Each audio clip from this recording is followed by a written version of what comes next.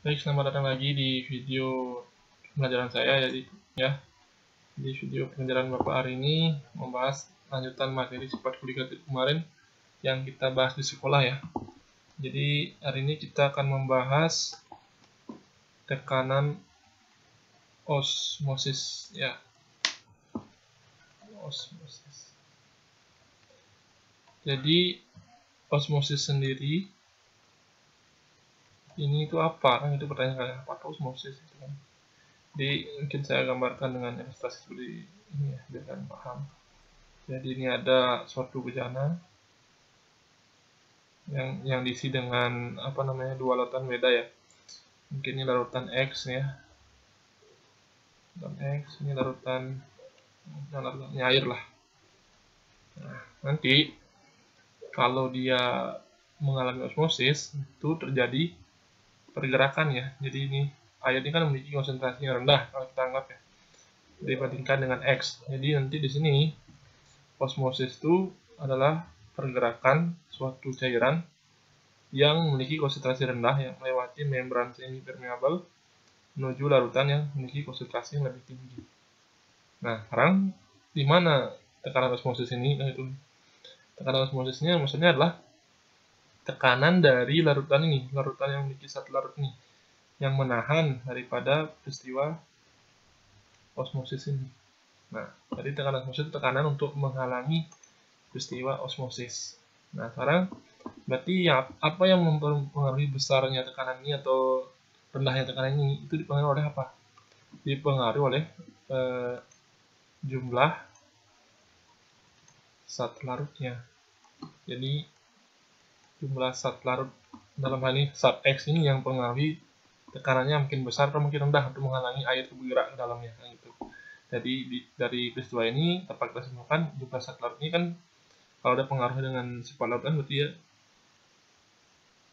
merupakan sifat kualitatif, sifat larutan yang dipengaruhi oleh jumlah zat larutnya. Jadi konsepnya gimana?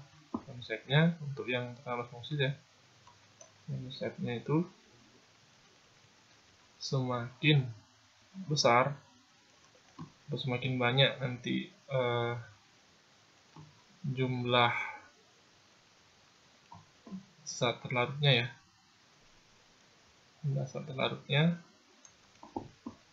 maka tekanannya itu akan semakin besar ya. Dalam hal ini tekanan osmosisnya akan semakin besar ya, tekanan osmosisnya semakin besar. Oke, jadi konsep dari tekanan osmosis ya, jadi tekanan yang menghalangi peristiwa osmosis di mana dia dipengaruhi oleh jumlah zat larut. Dan yang penting lagi di sini tekanan osmosis itu ya, dia kalau kita ingin menghitungnya itu dia diturunkan dari persamaan gas ideal. Jadi kalau persamaan ideal kan ini ya, persamaan gas ideal itu P kali V kan sama dengan mol dikali tetapan gas ideal dikali temperatur atau suhu mutlak ya. Sehingga karena kita mencari tekanan P sama dengan kan ini namanya N R T per V. Karena N per V ini adalah molar, sehingga bisa ditulis seperti ini. P sama dengan molar ya kali R kali T. Nah, untuk membedakan tekanan ini dengan osmosis atau tekanan osmosis makanya sering diubah ya, besarannya ini diubah simbolnya menjadi simbol V. Di V sama dengan M kali R kali T. Nah, ini adalah rumus dari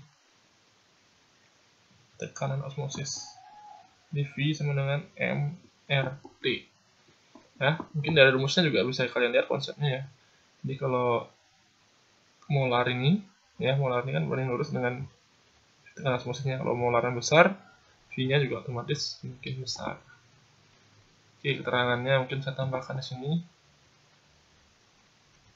Keterangannya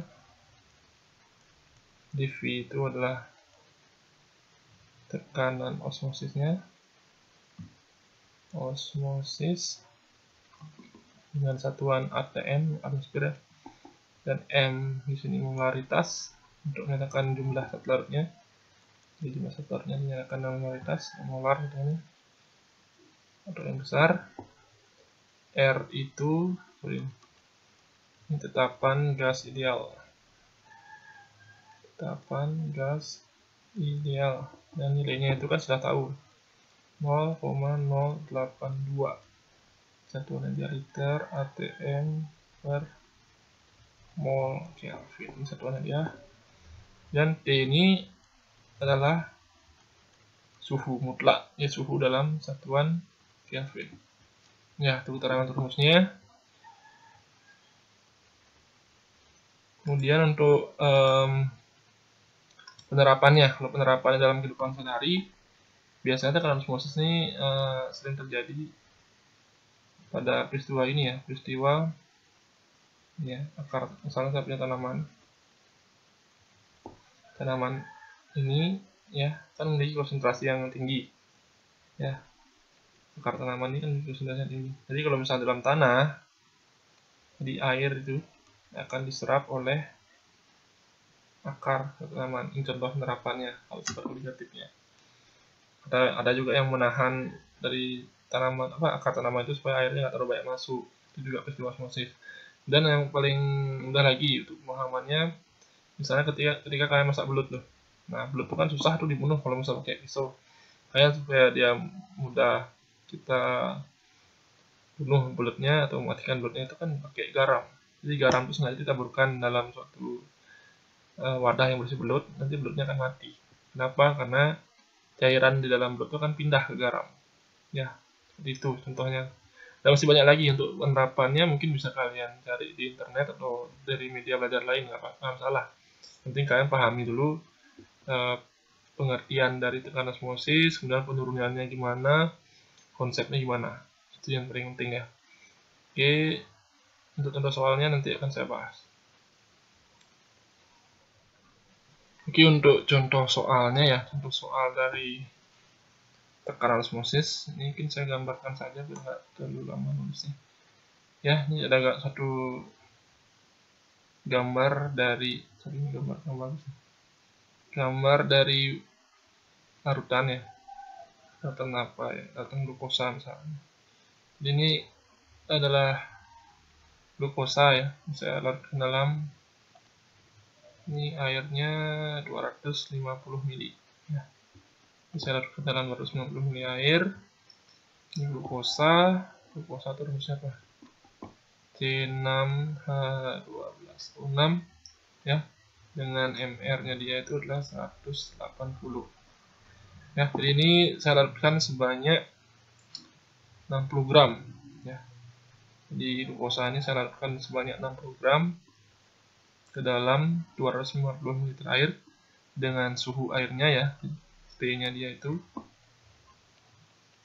sebesar 27 derajat Celcius. Ya. Sekarang pertanyaannya berapakah kira-kira tekanan osmosisnya kalau misalnya larutan ini digunakan dalam penerapan tekanan osmosis itu misalkan. Berapakah V-nya? Ya. Jadi langkah awal yang kita buat menjawab soalnya adalah biasa kita jabarkan dulu rumusnya. Jadi V itu kan sama dengan kan M kali R kali T ya kan. Jadi M itu adalah molaritas, jadi kita hitung rumus molaritasnya kan apa kemarin, massa satu larut per MR dari satu larut itu dikali 1000 per volume ya, dikali tetapan gas ideal dan dikali suhu. Nah, ingat suhunya adalah suhu mutlak, jadi suhu mutlak itu harus dalam Kelvin. Jadi kalau ingin mengubah Celsius ke Kelvin tinggal kalian tambahkan 273 ya. Jadi T-nya jadinya 27 ditambah 273 dapatnya 300 Kelvin ya. Berarti 27 derajat Celcius setara dengan 300 Kelvin. Oke, sekarang kita langsung aja lanjut ya. Langsung lagi kita masukkan lagi rumusnya. Jadi V itu kan sama dengan 60 180 dikali 1000 per 250 ya. Kali volume airnya 250 kan. Nah, ini bisa dikerjakan dulu. Dikali 0,082 karena R nya tetapan begini. dikali 300 gitu. Dan ini bisa kita sederhanakan. 1000 bagi 254, 60 bagi 181/3. Ya, dan kita buat sebelahnya ada bawahnya kalau gitu. V itu akan sama dengan 1/3 dikali 4 dikali 0,082 dikali 300. Nah, ini bisa kita juga setarakan, bisa sederhanakan maksudnya. Ini yang 3 sama ini 100 ya. Jadi V nya ini akan sama dengan 4 kali 0,082 kali 100 kan 8,2 ya, dikali 8,2. Nanti ini dapatnya berapa nih? Coba ini 82 kali 4 itu dapat 832 ya.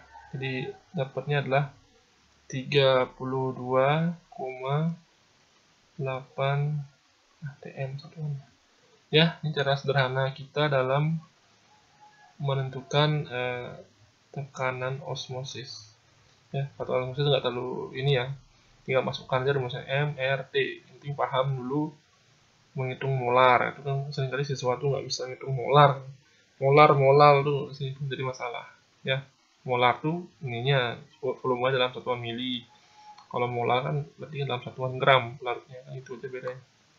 Sama ini jangan lupa nih ya, T itu suhu mutlak, jadi suhunya diubah ke Kelvin. Tinggal ditambah 273 saja. Ya, itu rumusnya ya, jadi tidak begitu rumit, tinggal masukkan angka dan kalikan. Ya, itu contoh kita menentukan tekanan osmosis. Oke, nanti di video selanjutnya nanti Bapak akan membahas sifat koligatif untuk yang larutan elektrolit ya. Jadi yang ini kan yang kemarin kita bahas selama ini kan baru yang senyawa non elektrolit ya. Sekarang yang elektrolit gimana? Ya, itu yang kita bahas ya selanjutnya ya.